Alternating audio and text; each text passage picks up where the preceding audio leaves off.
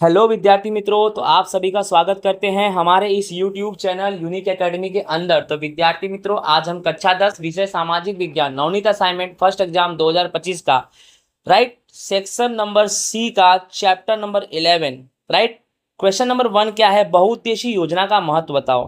भारत में अनेक छोटी बड़ी नदियां बहती हैं। बहुउद्देशीय योजना मतलब एक ऐसी योजना जिससे ढेर सारे उद्देश्यों की पूर्ति होती है। अब बहुउद्देशीय योजना का महत्व कैसे जानेंगे। भारत में अनेक छोटी बड़ी नदियां बहती हैं। भारत का जल परिवार बहुत ही बड़ा है, बहुत ही समृद्ध है।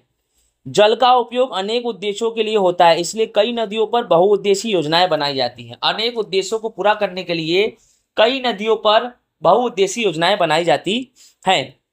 बहुउद्देशीय योजना अर्थात नदी घाटियों के साथ जुड़ी विभिन्न समस्याओं को हल करना, यानी नदियों से घाटियों से अलग अलग जो समस्याएं जुड़ी हुई हैं उन सभी समस्याओं का समाधान करने के लिए जो योजना बनाई जाती है उसे बहुउद्देशीय योजना कहते हैं। जैसे कि बहुउद्देशीय योजना से बाढ़ पर नियंत्रण ला सकते हो, जमीन के कटाव को रोक सकते हो, सिंचाई और पेयजल के लिए पानी इकट्ठा कर सकते हो, उद्योग के लिए पानी इकट्ठा कर सकते हो, बस्तियों को पीने के लिए पानी इकट्ठा कर सकते हो, बिजली उत्पादन भी कर सकते हो, आंतरिक जल परिवहन एक जगह से दूसरे जगह पर नावड़ी से जा भी सकते हो, वन्य जीव संरक्षण कर सकते हो, मछली पालन भी कर सकते हो। विद्यार्थी मित्रों, इस तरह से ये हमारा था बहुउद्देशीय योजना का महत्व।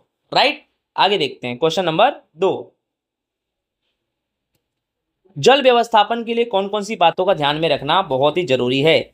जल को बचाना है तो बाग बगीचे वाहन शौचालय तथा वाश बेसिन में उपयोग किया जाने वाला पानी का मितव्ययता पूर्वक उपयोग करो। यानी बाग बगीचा वाहन शौचालय वाश बेसिन ये सब में जो आप क्या बोलते हैं पानी क्या बोलते हैं पानी जो यूज करते हो तो उसका उपयोग क्या करो, कम से कम करो। राइट ना। दूसरा नंबर,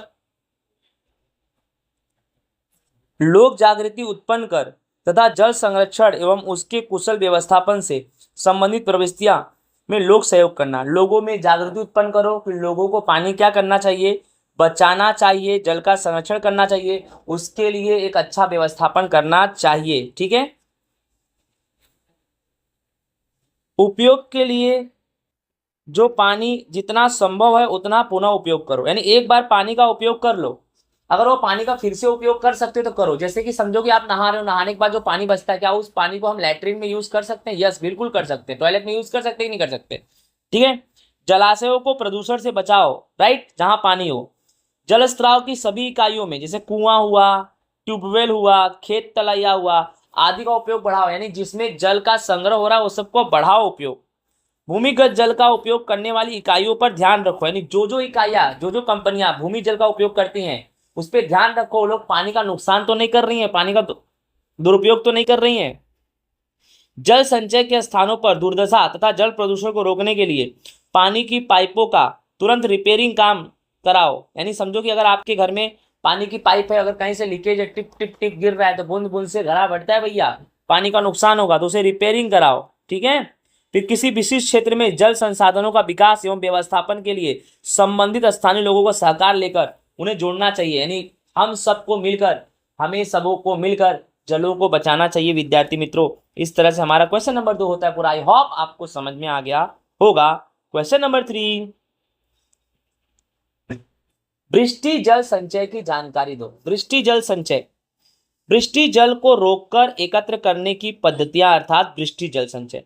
तो बरसात के जल को रोको, उसे इकट्ठा करो। जैसे कुएं में छोटे बांध, खेत तलैया आदि का निर्माण करोगे तो इसमें जल इकट्ठा होगा। बरसात का पानी इन सब में क्या होगा विद्यार्थी मित्रों, इकट्ठा होगा। ठीक है। फिर इन माध्यमों के द्वारा जल संचयन होता है। इन्हीं माध्यमों से हम पानी को क्या कर सकते हैं, इकट्ठा कर सकते हैं। यहां भूमिगत जल स्तर भी ऊंचा आता है। ऐसा करने से घरेलू एवं कृषि आवश्यकताओं की पूर्ति हो सकती है। यानी हम कुएं में अलग अलग गड्ढा करके तालावड़ी वलावड़ी बढ़ा के अगर हम पानी इकट्ठा करेंगे तो पानी तो बचेगा ही और भूमिगत जल का स्तर भी बढ़ेगा। ठीक है। भूमिगत जल को एकत्र करने की क्षमता बढ़ाना तथा उनके जल स्तर को बढ़ाना, जल प्रदूषण घटाना। पहला पॉइंट, भूमिगत जल, जमीन के अंदर का जो जल है उसको हम हर एक प्रयास करेंगे जिससे वह क्या हो, बढ़े, वो जल स्तर बढ़े और साथ ही साथ जल प्रदूषण क्या हो, घटे।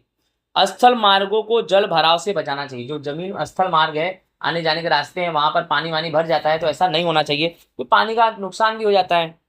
भूमि जल की गुणवत्ता सुधारना, यानी भूमि जल है उसकी गुणवत्ता हमें क्या करनी चाहिए, सुधारनी चाहिए। सतह से बह जाने वाले पानी की जल राशि को घटाना, यानी जो पानी सतह से यहाँ वहाँ क्या हो जाता है, बह जाता है, यहाँ वहाँ बह जाता है, उसे क्या करना चाहिए, हमें रोकना चाहिए।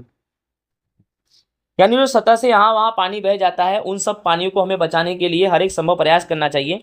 गर्मी एवं लंबे शुष्क समय में पानी से घरेलू आवश्यकताओं को क्या करना चाहिए, पूरा करना चाहिए, राइट। यानी गर्मी में सूखा के समय पानी की बहुत तंगी होती है और घरेलू आवश्यकताओं में पानी का उपयोग ज़्यादा होता है। ऐसे समय पे अगर हम पानी बचाते हैं तो हम पानी का उपयोग गर्मी के मौसम में कर सकते हैं और पानी की बढ़ती मांग को हम पूर्ण कर सकते हैं। यानी हम पानी को बचाकर आने वाले समय में जनसंख्या जिस तरह से बढ़ रही है उस तरह से जनसंख्या की जो मांग है वो पानी के लिए भी बढ़ रही है। तो अगर हम पानी को बचाएंगे तो जनसंख्या की भारी मांग पे हम पानी की पूर्ति भी कर सकते हैं। विद्यार्थी मित्रों, आई होप आपको समझ में आएगा। इस तरह से हमारा chapter number 11 section number C होता है पूरा। चलिए राधे राधे।